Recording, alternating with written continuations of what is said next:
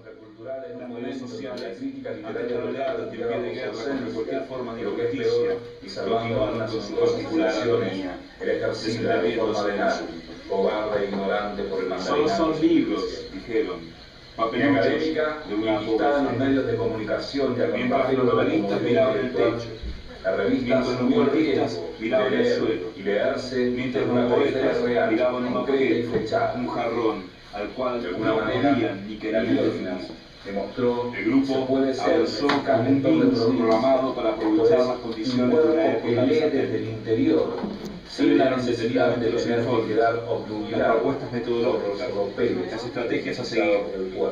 El trabajo se hizo limpiamente y hasta con un inusitado interés. Muchas veces se equivocó el rumbo, derivando sus esfuerzos críticos en prácticas lúmpenes que, más allá de imprimirse en cierto registro poético existencial de fácil identificación, echaron por la borda el objetivo primero de polemizar con los modos de lectura de su época. Y si lo hizo, la pátina de hipocresía con que la cultura oficial suele envolver a aquello que le interpela se encargó de que la revista pasara desapercibida para la generalidad de las buenas conciencias.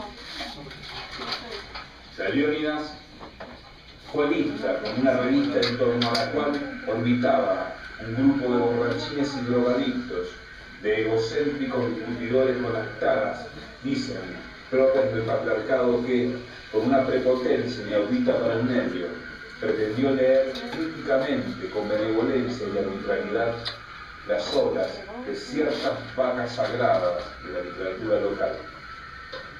A veces lo logré.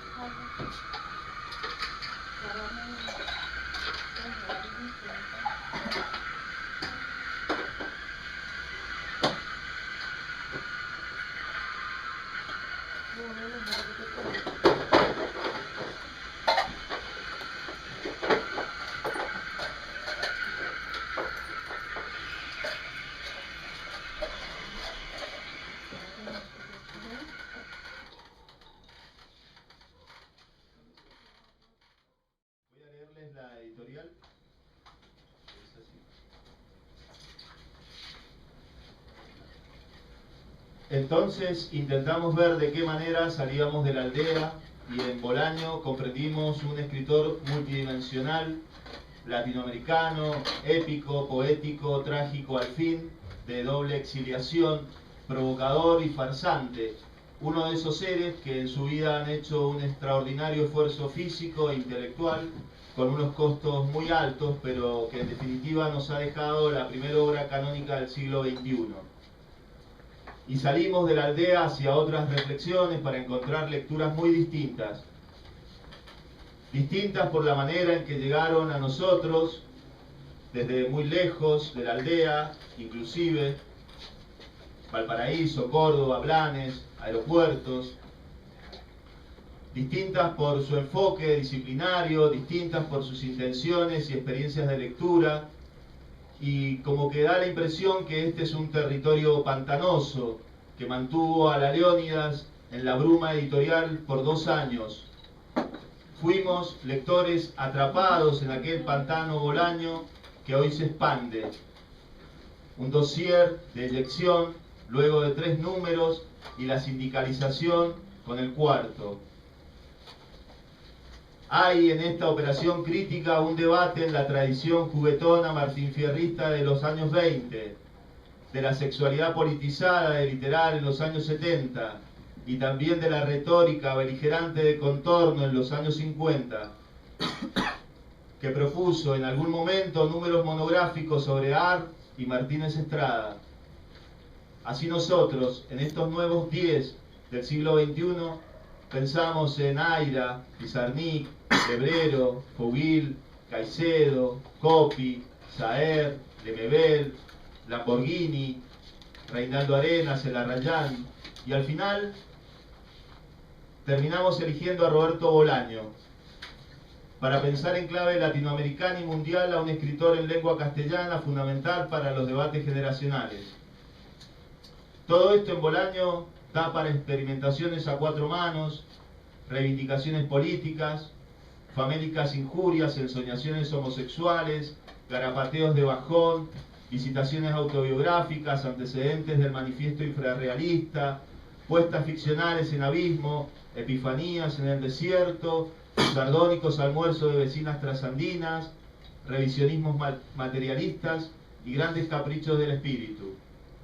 Eso es la editorial con la cual comienza el dossier y está fechada el 4/12 del 2015.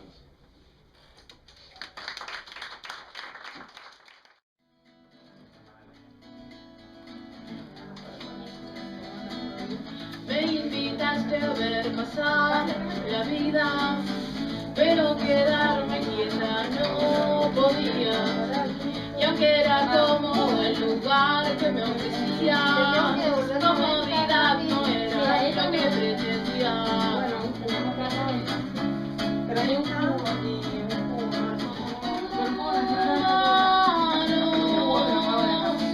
Destrocémonos el corazón. No estás saltando por temor a la caída. No elegís, no te dijeron que podías. Voy a abrazarte hasta que encuentres la salida. Tu sangre en el impacto se junta con la mía.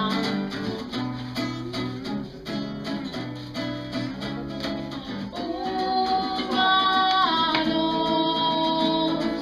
destrocémonos el corazón.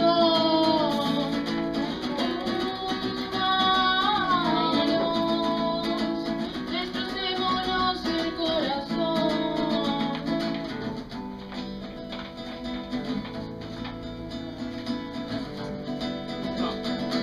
Humanos, destrocémonos el corazón.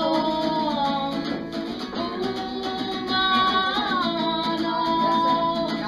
destrocémonos el corazón.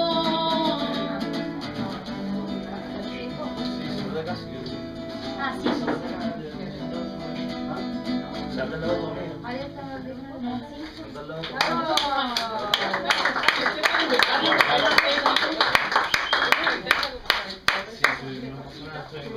bueno, el último se llama Todo Mejor. Después, capaz que...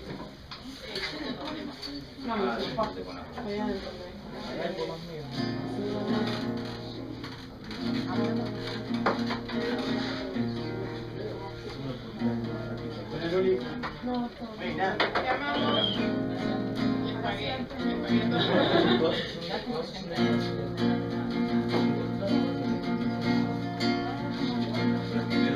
Estás hecha de fuerza, sangre y desolación.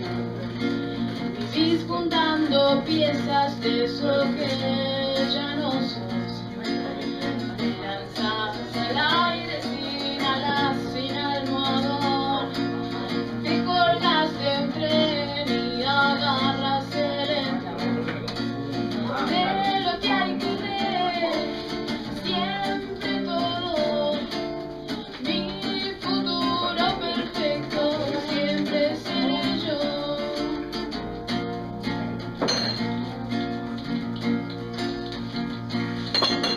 Esperan que caigas y comerte el corazón. Bestias con colmillos no te dejan de mirar. Te lanzas al aire sin alas, sin almohadón. Te colgas en tren y agarras el envión.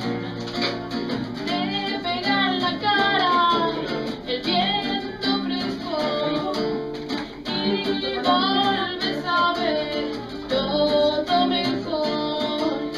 Te pega en la cara el viento fresco y vuelves a ver todo mejor.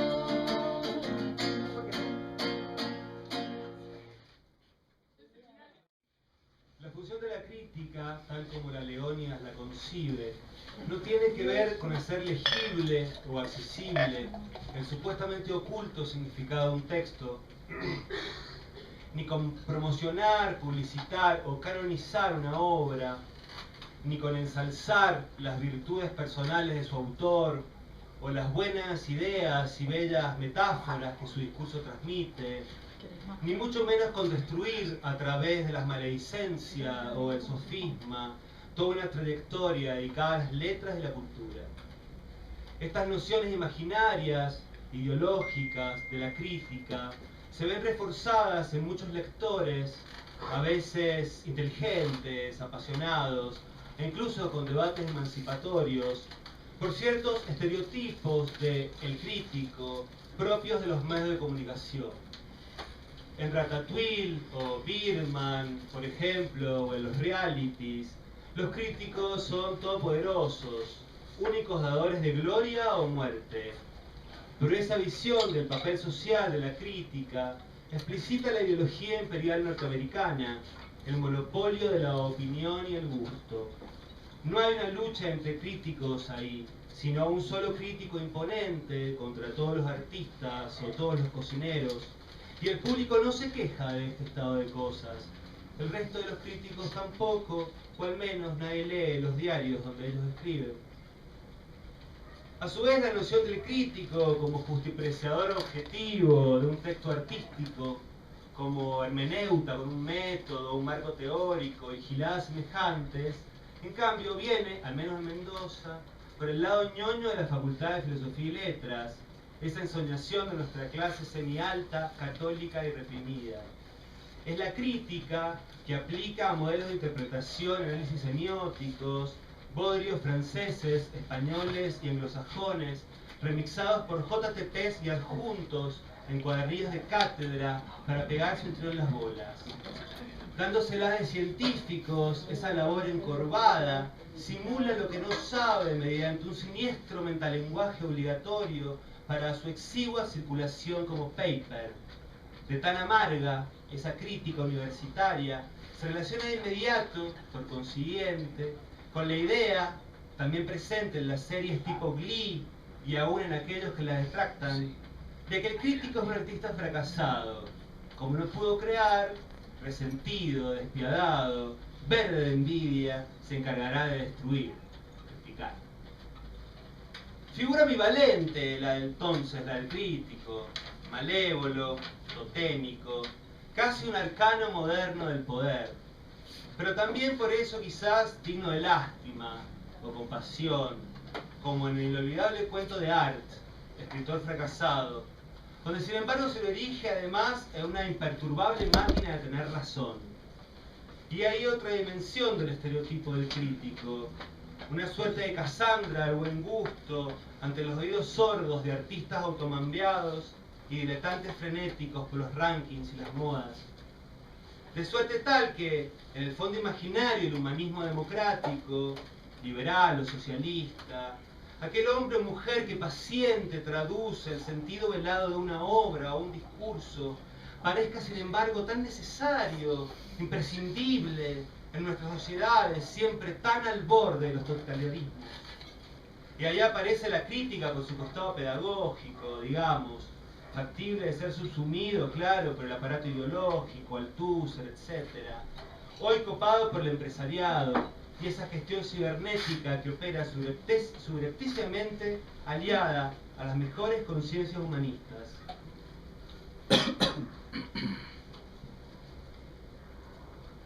También por ello mismo hoy, el término crítica tiene otro link semántico, más mediático, más snob, y créase o no más político, tipo traje nuevo del emperador.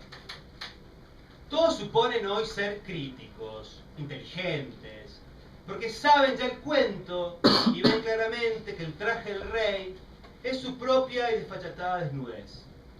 Lo que no implica que se hagan los tontos y cuando de criticar se trata, hablen y se rían solamente de su grasa abdominal o de esa horrible verruga en sus nalgas. Quiero decir, el sentido crítico, en estos tiempos de quórum verborrágico, parece referirse más a la freudiana asociación libre de los que no tienen nada en la cabeza, o a la libertad de expresión de los que quieren mandar un saludo a todos los que lo conocen. Crítica no es opinión, ni gusto, ni ocurrencia. El apotegma facebookero sería el paradigma de una critique en su versión más ineficaz, colonizada, la cual delataría ahí toda la impotencia de su ideología constitutiva. Sin embargo, crítica, ya sabemos, viene etimológicamente de cribar, moler los granos, el cereal, no sin antes separar lo maduro de lo verde, lo venenoso de lo comestible. En la tribu tendría por consiguiente una función vital relacionada con la economía, la salud y el hábitat comunal. Y se sabe también que desde Kant hasta la deconstrucción, ahora que todos y todas y todos hablan a cada rato de construir el cuerpo, el género, la obra, sin haber leído jamás ni una sola página de Derrida, todo intento de hacer filosofía en relación a la indagación sobre nuestra condición histórica, en nuestra muy mal llamada modernidad, ha pasado por la crítica de la razón pura, de la economía política, de la razón dialéctica, etc. Es decir, por la puesta en cuestión de las ideas fosilizadas de Platón y Aristóteles a través de los padres de la Iglesia y luego los distintos avatares del racionalismo propio del Estado-nación capitalista burgués. Y no me refiero acá a conceptualizaciones abstractas, ininteligibles, bajo nomenclaturas en alemán o griego, ni en abstrusas disquisiciones en torno a libracos comidos por las ratas y los hongos bajo el polvo de los siglos, sino a los efectos directos de la filosofía en las prácticas sociales concretas, el amor, el cuerpo, el uso del tiempo, el gobierno, la economía, el derecho, la identidad, la felicidad y demás. Ruinas. Si eso nos ha dejado de Occidente, la crítica se encarga de poder hacerlas más habitables en este lugar y en este presente. La crítica Leónidas, en este sentido, entonces, apuesta de lleno por el ensayo como forma en la tradición frankfurtiana de Luciano de Samosata, Michel de Montaigne y José Carlos Mariátegui, como espacio privilegiado de reflexión transsubjetiva y ritual de escritura que convoca voces, ámbitos, temporalidades y modos de vida deseante diversos que se inventa a sí misma, interpelando con denuedo a los textos de una cultura, a sus discursos canónicos o marginales, a las autoridades insoslayables, irrisorias o temidas de la comunidad, llegando a veces a mimetizarse con entusiasmo, ironía o hastío, con destellos o poses, ora extraños, ora reconocibles, pero sin ceder en ningún momento y por nada del mundo al estilo, al inajenable estilo propio. Eso, el estilo, esa es la gozosa marca fundante, insustituible del ensayo crítico, lo que jamás debe ser vendido en función del mandato social. Escribí más claro, más inteligible, así te entienden los pobres, los incultos, la señora que va al súper, todos los que no ven al rey desnudo como nosotros. Con esas mejores intenciones, la praxis imperial se cimenta a diario. Desde innumerables contextos de enunciación, sus colaboradores gratis, los inconscientes policía que operan en su nombre con eficacia suma, pueden incluso embestir la figura de encantadores escritores progresistas, ecologistas y hasta antipatriarcales para ajustarse más todavía a los imperativos del marketing, la falsa transparencia informativa, la homologación binaria de la data, la traducción de lo somático y polimorfo al más reciente neologismo de la colonialidad académica o al último emoticón de la propaganda partidaria. El ensayo es absorbente y elástico. En cuanto a sus posibilidades incorporativas, absorbe la narración, la crónica, la autobiografía, el reportaje, el análisis hermenéutico, el desarrollo hipotético deductivo, la diatriba, la parodia, la alegoría, el juego lexical y aún la glosolalia y el delirio, como en los textos de algunas feministas y los troscos. Permite tanto la exposición desnuda de lo más secreto o íntimo, como el enmascaramiento astuto del yo, la invención de personajes, tipo la hermana de Shakespeare en un cuarto propio, Virginia Woolf, y la polifonía. y es elástico. Esto creo que se lo echaría Nicolás Rosa en cuanto a sus potencialidades pragmáticas, ya que puede expandirse a una larga meditación sutilísima o proliferar en telaraña barroca, o por el contrario, concentrarse en piedra de choque, arma de urgencia incendiaria para la intervención política. Lo decía Adorno, a quien le copié acá hasta el título: el ensayo moderno tiene una semejanza innata con las antiguas herejías, y con ese mismo rigor y fervor anti-iluminista, junto a Andrés Roy, Gastón Bachelard y Lezama Lima, digo, la producción de conocimiento no es sólo posible bajo el aval institucional de la ciencia y el management, y menos hoy, que ciencia y management significan control planetario total en estado de emergencia, de guerra permanente, era de Acuario a la que con Tikkun llamamos hipótesis cibernética. Para Leónidas, una modernidad que nació allá con Baudelaire y Nietzsche y se nos impuso de prepo acá con Sarmiento y Martí, ha llegado sin duda a su fin. Más ruinas hemos de remover, más cimientos ideológicos sustentados en arenas movedizas, en cementerios indios, en neurochips en celulares, en votos democráticos y servicios de información. La Leónidas no acepta la obligada oferta imperial de ejercer una crítica utilitaria a los mandatos expeditivos del Estado, el mercado o la cortesía social. Prefiere el ritual y el shock, el pánico o la intriga. Nunca seremos mediadores o garantes de tranquilidad semántica. La crítica no resuelve problemas, plantea preguntas, justo cuando el texto empezaba a ser entendido.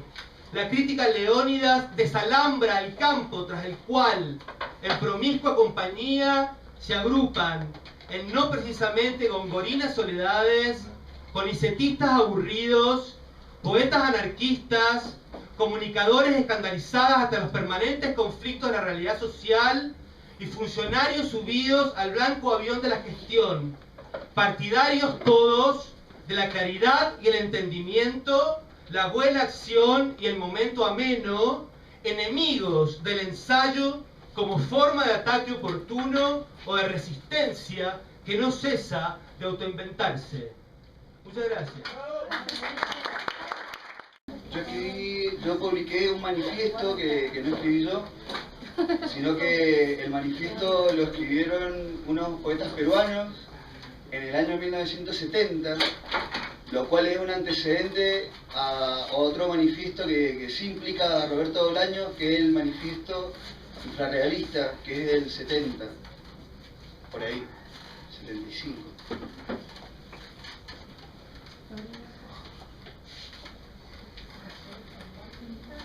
Palabras urgentes, performaciones de un habitar poético latinoamericano. La cristalización del pensamiento y la acción en la experiencia como una canalización política de la lengua. Entonces, el ritmo musical de las voces de los manifestantes, en lucha sobre la palabra ante el lenguaje invasor del poder, ante las estructuras sociales de las literaturas regionales, un lenguaje invasor aliado a los controladores en idioma, que matan en el intento los intentos avisados, los que no tenían que hacer nada, los que ante todo simularían, los que no les importaría que algo así pasara, los que de todas maneras no hubiesen podido hacer nada, y entendieron que las cosas son así porque las cosas son así. Vida y creación no les fue propicio del todo, pero al final, enroscados al recuerdo de provincia, la vida breve. Enclaustrada en el núcleo vector, en lo que se debe para que sea. Muchos perdieron todo mal. Mario Santiago y Ramírez Ruiz murieron atropellados. En una conciencia sobre las implicaciones prácticas del oficio, vieron encenderse la sangre apasionada de la vida nueva, lo que tenían para decir los manifestantes, al lenguaje asistido por las fascinaciones de la liberación. Gracias. La avenida del Retiro se pierde en una pradera sobre el cerro, un camino de intensos árboles resecos que terminan cuando vuelven las casitas de techo bajo en las alturas de Viña del Mar. La avenida del Retiro cuenta, desde esta tierna mañana, con un único tramo asfaltado. Frente a la plaza comunal rezamos el Padre Nuestro y la banda policial entonó hermosas melodías patrias. El niño Roberto mira montado desde su andrajoso caballo, no entiende tanto asfalto y tanta fama, y se aleja, y un trote limpio, derecho por San Enrique, pasando por la casita de los Salazar y las medianeras gastadas de humedad. En la puerta del hotel del Banco República, una pequeña multitud quilpueína mira a través de un alambrado de ropa. El niño Roberto no entiende, pero sabe, como sabe un niño. Años después, va a cruzar el DF en tranvía, con la mirada perdida en las intrincadas coreografías de los coches recién nuevos. Va a pensar en esa mañana de 1962, va a pensar en los negros africanos de piel brillante y africana, piel transpirada, elástica, africana. Va a pensar en el destino de aquel caballo y en los campeones del mundo cuando los empates no dejaban puntos. Va a pensar en Garrincha, Babá y Amarildo. Va a pensar sobre todas las cosas en Pelé, cuando tocó su mano, cruzando sus amanerados deditos de miope por el alambrado de rombos, junto a una absurdamente eufórica multitud quilpueína. Y va a pensar en la mirada del negro, cuando encontró sus oscuros ojitos, los ojitos del niño Roberto igualmente humedecidos, como cuando caminaron, agarrados de la mano, por los pasillos del hotel del Banco República, esa mañana de 1962. Me quiero matar, eso dijo, y hubiera querido taparme los oídos. Él se cayó para mirar el techo que se caía. Yo lo escuchaba, hacía el esfuerzo. Hacía el esfuerzo por escuchar esas palabras, pero no podía. Había algo que no me dejaba oír, algo en él, que no lo dejaba hablar de manera que lo entendiera. Quizás era el aire de esta ciudad asquerosa, que tapa los oídos. Había algo que no me dejaba escuchar esas palabras, algo que las alejaba y que las perdía, algo que hacía que todo se desvaneciera. De dos discípulos de Bolaño a sus lectores.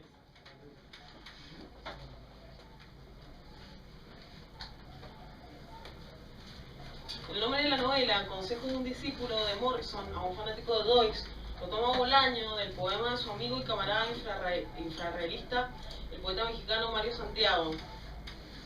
Junto a él, fundadores del movimiento infrarrealista en México. Consejo de un discípulo de Marx a un fanático de Heidegger.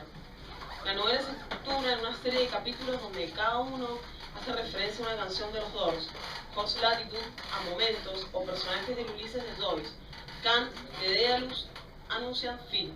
Intercalado a esos capítulos aparecen algunas cartas, otro recurso muy acertado, por cierto, con un tono más poético, más íntimo, que contrasta con las escenas de novela policial. El deseo, la trizadura en medio, pero nunca una trizadura aparatosa, sino sencilla, casi amable. Bolaño es absorbido por toda la cultura de la generación beat, los nombra, habla de ellos y el gusto de Daedalus por esas lecturas. Llega a la literatura a través de la música y de los movimientos de protesta originados en Estados Unidos, por medio de cantantes y poetas. En la lectura de Morrison, Dylan, Ginsberg, Kerouac o Downs, aprende otros nombres en los cuales interesarse. Así llega Pound, Cummings, Gertrude Stein y otros.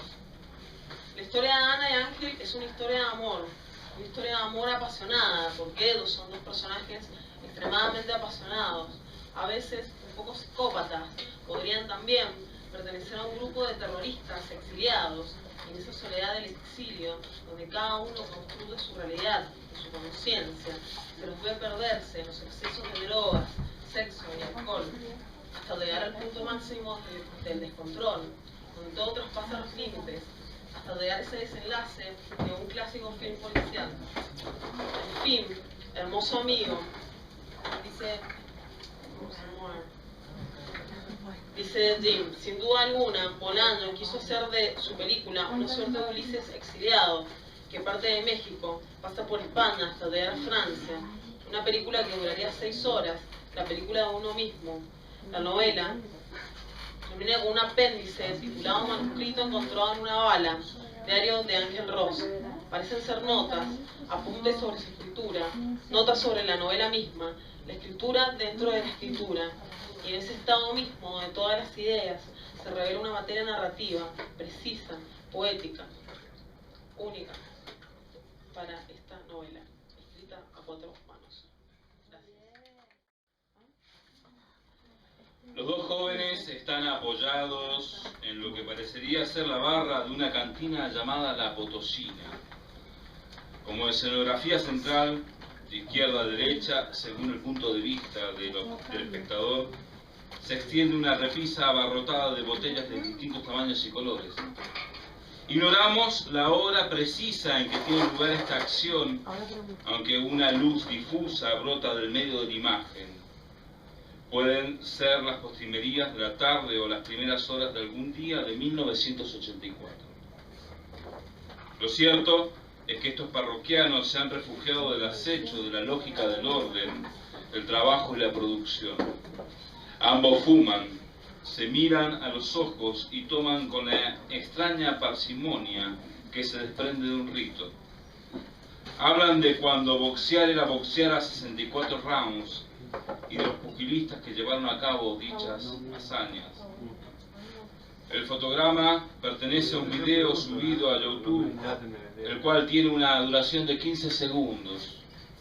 No se sabe nada de la naturaleza del encuentro ni los motivos que lo generaron, solo que uno de ellos, el más bajo y de barba cuasi faunesca de la derecha, es el poeta mexicano Mario Santiago Papasquiaro. De ahí, en lo que tarda en efectuarse un parpadeo, una astilla de pasado concreto se abre ante el espectador que, sorprendido por la información, lo observa como si se tratara de un extraño molusco a descifrar. Mucho se ha escrito y se escribirá sobre el infrarrealismo y su constante mitopoesis. Mucho también sobre la elasticidad narrativa de Roberto Bolaño para insuflar vida y continuidad a una costa de entonar el ditirambo a una generación derrotada.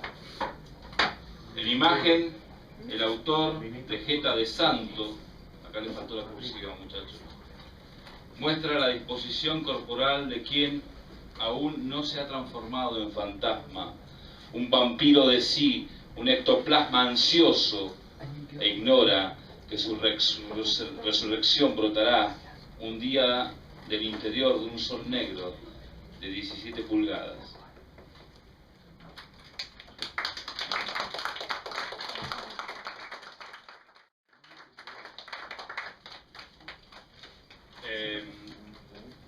Participar de la Leones me ha permitido entrar en una dimensión de escritura que es un periodo que llamo el periodo de preguerra, está muy relacionado con lo que estoy escribiendo últimamente, y la Leónidas de alguna manera me habilitó ciertos canales argumentativos, ¿no? Yo sé qué va a pasar después de esto, nada de nada. Todos nos vamos a tener que ver las caras y ejercer la parodia de la escucha sensible por un rato, mientras un silencio de complicidad se acomoda plácidamente entre las botellas vacías. Es que somos, creemos serlos, seres cultos, criaturas culturizadas.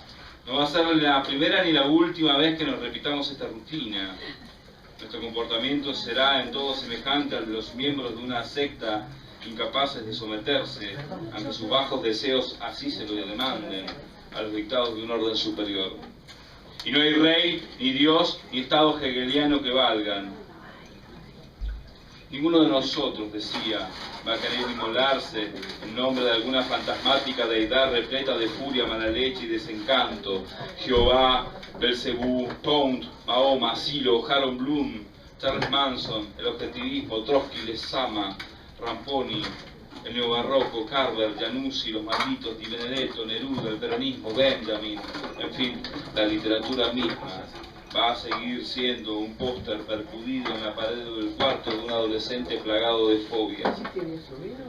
Tampoco es que tengamos muchas opciones ni que estemos en condiciones de negociar una salida menos adversa. No. Seremos lo que siempre hemos sido, lectores que habitan, para bien o para mal, con o sin expectativas vitales, un estercolero huarpe, un pozo sin vista al mar. Dicen que lo importante para sobrevivir en este valle de lágrimas es poseer en precisas dosis homeopáticas cierta capacidad de hacer bulto.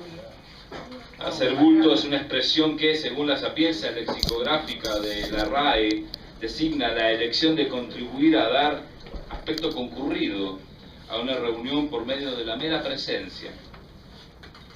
Hablar a la ligera, entonces, como se ha estado hablando en los últimos meses de un supuesto canon de la poesía mendocina contemporánea, replicando así el vaciado semántico en el que suelen incurrir las redes sociales, se parece mucho, tal vez demasiado, a querer hacer bulto, dibujando una serie de grupúsculos, micromafias textuales, cuyo único rasgo distintivo real sería el peso fatuo, cuando no inexistente, de su monocorde ornamento.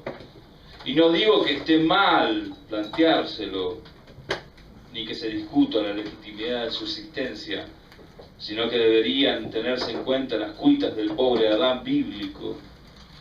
Nadie es una isla, nadie es Adán. Está clarísimo que de la nada misma es imposible que surja algo. Pienso que de ser posible ese canon tendría que tener todos los atributos de una naturaleza mutante, diversa, transexual y totalmente descentrada. Tradición e innovación destrozándose mutuamente en una rencilla de bar. El canon como figura abstracta capaz de incorporar en términos de dinámica vital especies propias de un ecosistema inexistente.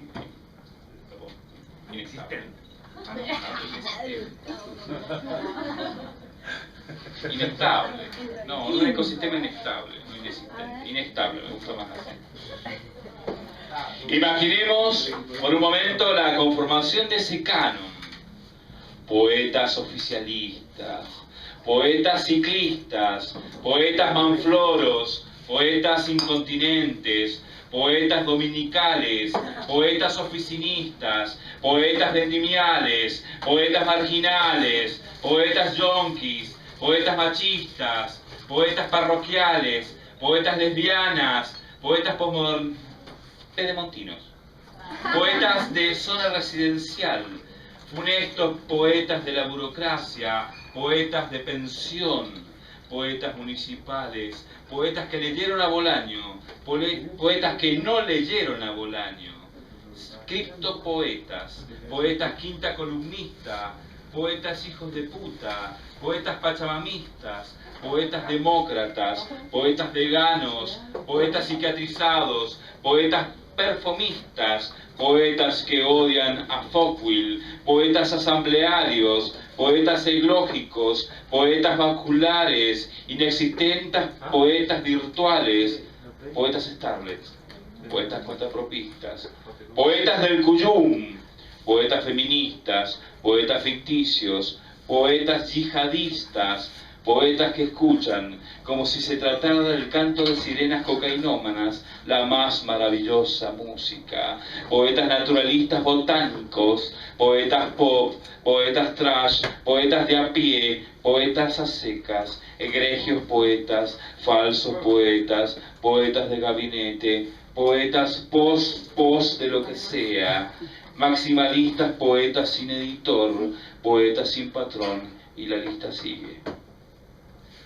El problema reside en que gremializarse en torno a una insensatez, la idea del canon mendocino, su posibilidad, es tan suicida y poco productivo en términos estéticos como adherir a aquella idea un tanto fascistoide que llama a los individuos a transpirar la camiseta por algo que, por lo general, suele escribirse con mayúsculas: Dios, patria, poesía.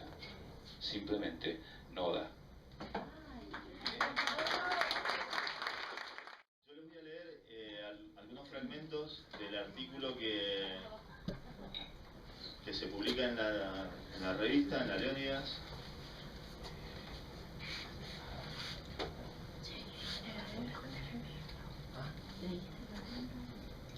Es un artículo que escribí de un tirón, una noche, con todo lo que me venía a la cabeza del recuerdo de Bolaño, desde las primeras personas que alguna vez me lo nombraron hasta los libros que algunos me prestaron, los que compré. Y lo intitulé Apuntes paranoicos sobre Roberto Bolaño o el escritor como fantasma. El escritor como fantasma lo he sacado de un libro de Roland Barthes, donde Barthes trata de explicar una visión que tiene acerca del escritor o de su idea de escritor. Voy a leerles el fragmento de Barthes y luego dos de los escritos, de los apuntes.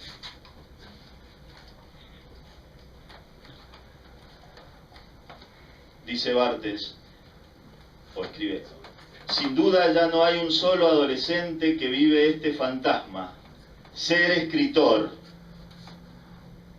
¿De cuál de sus contemporáneos podría querer copiar, no la obra, sino las prácticas, las posturas, esa manera de pasearse por el mundo con una libreta de notas en el bolsillo y una frase en la cabeza? Lo que esta fantasía impone es el escritor tal como uno puede verlo en su diario íntimo. Es el escritor sin su obra, forma suprema de lo sagrado, la señal y el vacío.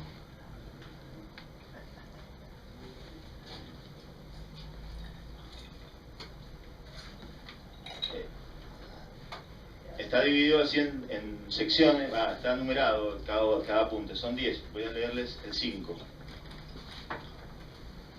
Primero me prestaron Estrella Distante. No hay una escena que no sea escabrosa. Leo la parte de la muestra en el departamento. Un happening sadomasoca que narra matemáticamente en la interfaz criminal contemporánea de la Latinoamérica de las locas botas y sus acólitos viriles. Soldados de María que se hacían llamar esos verdugos. Pilotos letales y lectores de la Biblia iguales a los que bombardearon Plaza de Mayo en junio de 1955. En los años que transcurre el relato, 1972, Roberto Bolaños aún era un muchacho desnudo bajo un arcoíris de fuego, viviendo en España, y la mano que escribía es la misma que saluda a Di Benedetto y le escucha decir que quien puede ganarse la vida vendiendo historias, ese sabe que no importan las resoluciones, sino conjeturar. Lo devolví y en un viaje a Santiago compré la misma edición en la estación Mapocho. 7. Leí y releí La Universidad Desconocida. Ahí está el poeta del siglo XX, consumidor cotidiano de la cultura occidental, desfocado y con un destino oscuro, pero de leyenda. El camino parricida de Roberto Bolaño se desplaza de Chile a México y luego a Barcelona con un programa psicótico, buscar monstruos vejetes que incordiar. Me hace pensar en Gombrowicz, en su accionar. Roberto Bolaño descree de Donoso, odia a Octavio Paz, solo acuerda con Parra y el monstruo Borges. Y nos da resultados hilarantes, como llamar José Bianco a un caballo. y aumentar la vida en la soledad de la pampa con conejos en vez de vacas, donde una flaca psiquiatra pesada que está re loca cita versos de Hernández y de Lugones. Bueno, gracias.